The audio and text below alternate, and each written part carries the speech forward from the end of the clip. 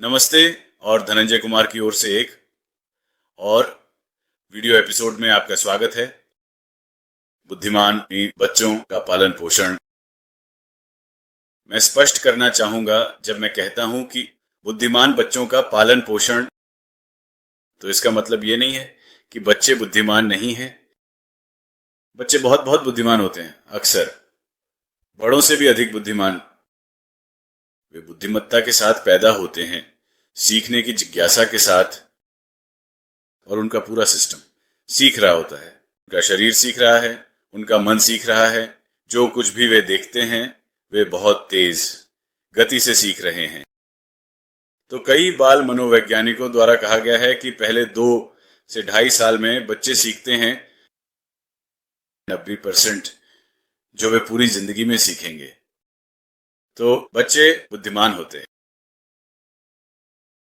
हमारा प्रयास है कि वे अपनी उस क्षमता को पहचानें और बुद्धिमान बने रहें और बुद्धिमानी से काम करें और महान कार्य करें।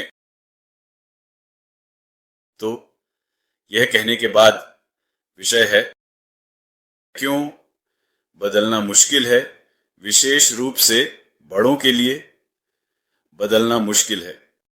बच्चे अधिक अनुकूल होते हैं, लेकिन वे उस अनुकूलता को खो देते हैं और जैसे जैसे वे बड़े होते हैं वे अधिक कठोर, अधिक जिद्दी हो जाते हैं।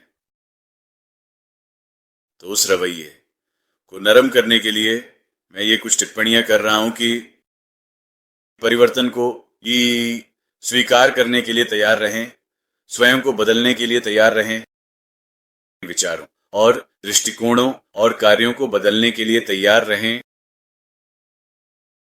यदि आपको सबूत मिलता है, यदि आप आश्वस्त हैं कि यह नया तरीका आपके लिए बेहतर कर रहा है, आप इस परिवर्तन को स्वीकार करके बेहतर कर रहे हैं, तो एक परिवर्तनशील व्यक्तित्व अच्छा होता है, न कि केवल परिवर्तन के लिए परिवर्तन करने के कारण कि आप जानते हैं आपने यह काम इतने लंबे समय तक किया, अब आपको बदलने की जरूरत है। यदि आपको कुछ बेहतर मिलता है तो आप बदलें, लेकिन कुछ बेहतर खोजने के लिए खुले रहें। यही संदेश है। तो अब हम अपने चारों ओर देखते हैं, हमेशा सब कुछ बदल रहा है।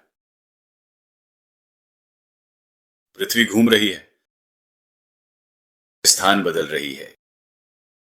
वास्तव में पृथ्वी कभी भी अंतरिक्ष में उसी स्थान पर वापस नहीं आएगी, क्योंकि पूरा सौरमंडल भी चल रहा है, और सौरमंडल कभी भी उसी स्थान पर वापस नहीं आएगा, क्योंकि आकाशगंगा चल रही है।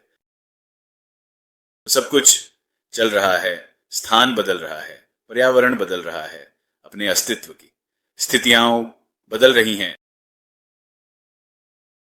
सभी ग्रह, तारे, आकाशगंगाएं, परमाणु, कण, क्वार्क, सब कुछ बदल रहा है दुनिया में व्यापक रूप से।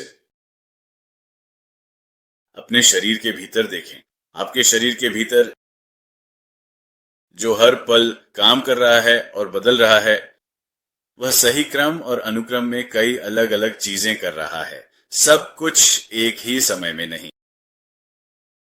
सभी शारीरिक प्रणालियां सामंजस्य में काम कर रही हैं और बदल रही हैं।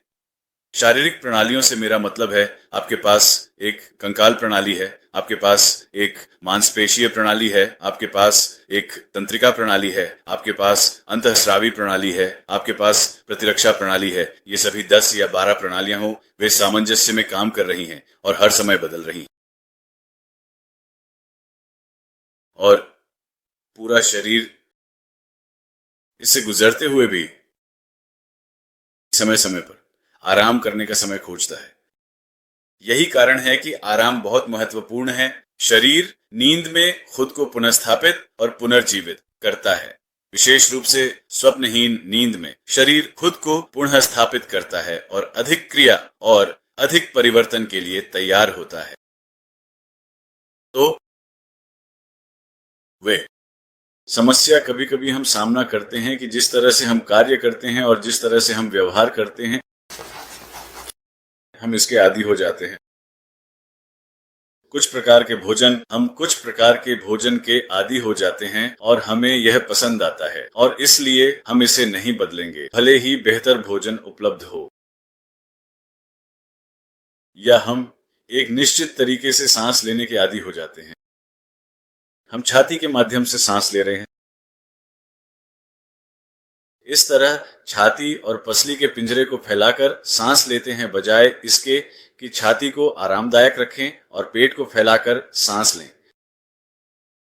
पेट इस तरह डायाफ्राम नीचे की ओर चलता है और आप अपनी पसली के पिंजरे को फैलाने की तुलना में 3 से 4 गुना अधिक सांस लेते हैं। तो हम इस विचार के आदी हो जाते हैं। हम कमजोर महसूस करते हैं, लेकिन हमें नहीं पता कि हम क्यों कमजोर महसूस कर रहे हैं और हमें इसे बदलना मुश्किल लगता है। जिस तरह से हम सोते हैं, हम एक निश्चित तरीके से सोते हैं। हमें मोटा तकिया चाहिए, नरम तकिया चाहिए। कौन सी स्थिति में सोना है, बाएं दाएं, ऊपर की ओर, नीचे की ओर, इन सभी चीजों के हम आदी हो जाते हैं। हम यहाँ तक कि जिस तरह से हम मुस्कुराते हैं, जिस तरह से हम बात करते हैं, जिस तरह से हम चलते हैं और जिस तरह से हम कार्य करते हैं, हम निर्णय लेते हैं, तो इन चीजों में एक जोखिम होता है। जोखिम यह है कि आप इसके इतने आदी हो जाते हैं, आप इसे स्वाभाविक रूप से बिना प्रयास के करते हैं कि आपके जीवन शैली में, आपकी आदतों में कोई सुधार करना मुश्किल हो जाता है। और यह मुश्किल क्यों हो जाता है? इसके कई कारण हैं। पहला, सब कुछ अनजाने में होता है। आप कुछ चीजें एक विशेष तरीके से करते हैं क्योंकि आप उसके आदी हैं। आप इस तरीके से करने के आदी हो गए हैं और आपको यह भी नहीं पता होता कि आप इसे आदत के कारण कर रहे हैं। आप एक विशेष पैटर्न में कार्य करते हैं और चलते हैं और सोचते हैं, और आप उस पैटर्न के आदी हो जाते हैं और आपको यह पता नहीं होता कि इस पैटर्न के बाहर जीने का कोई और तरीका भी है। और फिर एक और कारण जिससे हम आदी हो जाते हैं वह यह है कि इसकी आवश्यकता नहीं है। किसी भी निर्णय या आपके अलग तरीके से कार्य करने के लिए आपको विश्लेषण करने की आवश्यकता नहीं होती। आप इसके आदी नहीं हैं, आप इसे सवाल नहीं करते, आपको इसके लिए योजना बनाने की आवश्यकता नहीं होती। सब कुछ ऑटो पायलट पर यांत्रिक रूप से, यांत्रिक तरीके से हो रहा है। आपके हस्तक्षेप के बिना, आपके सवाल करने के बिना, आपके सुधारने या बदलने की पहल करने के बिना। तो ये हैं एक स्वस्थ जीवन जीने के कुछ खतरे, अत्यधिक स्थिर और बहुत नियमित जीवन जीने के। और तीसरा यह है कि हम डरते हैं कि हम हमेशा पूर्वानुमानित परिणाम चाहते हैं कि अगर आप यह करते हैं तो यह होगा, और आप इसके आदी हैं क्योंकि हर बार जब आप यह करते हैं तो वही चीज होगी। तो जीवन आरामदायक है, कोई आश्चर्य नहीं है, और आप बहुत स्थिर हैं और आप अपने जीवन में समानता के आदी हैं, तो ये बहुत आरामदायक हो जाता है। कुछ के लिए वास्तव में ये आरामदायक नहीं है। फिर हमें ये सोचना चाहिए कि क्यों मुझे कोई आश्चर्य नहीं दिखता, कोई रोमांचक चीजें बदल रही हैं, हो रही हैं, और आप उसका हिस्सा बन जाते हैं और आप बदलते हैं और विकसित होते हैं और बढ़ते हैं। और एक और कारण है कि कोई जोखिम नहीं है, क्योंकि आप क्रिया से परिचित हैं और आप प्रतिक्रिया परिणाम से परिचित हैं, इसलिए आप कार्य करते हैं और आपको एक परिणाम मिलता है। आप यह करते हैं और वह होगा। कोई जोखिम नहीं है कि अगर कुछ अलग होता है, अगर आप कुछ अलग करते हैं और परिणाम अलग होता है, तो आप उस परिणाम में बदलाव को संभालने के लिए अभ्यस्त नहीं होते। तो एक जोखिम है, शायद आप इसके लिए तैयार नहीं होंगे, शायद आपके पास इसे समायोजित करने की क्षमता और संसाधन नहीं होंगे। तो इसे टालने के लिए और उस जोखिम से बचने के लिए कि अगर आप वह जोखिम लेते हैं तो आप और भी बुरी स्थिति में हो सकते हैं।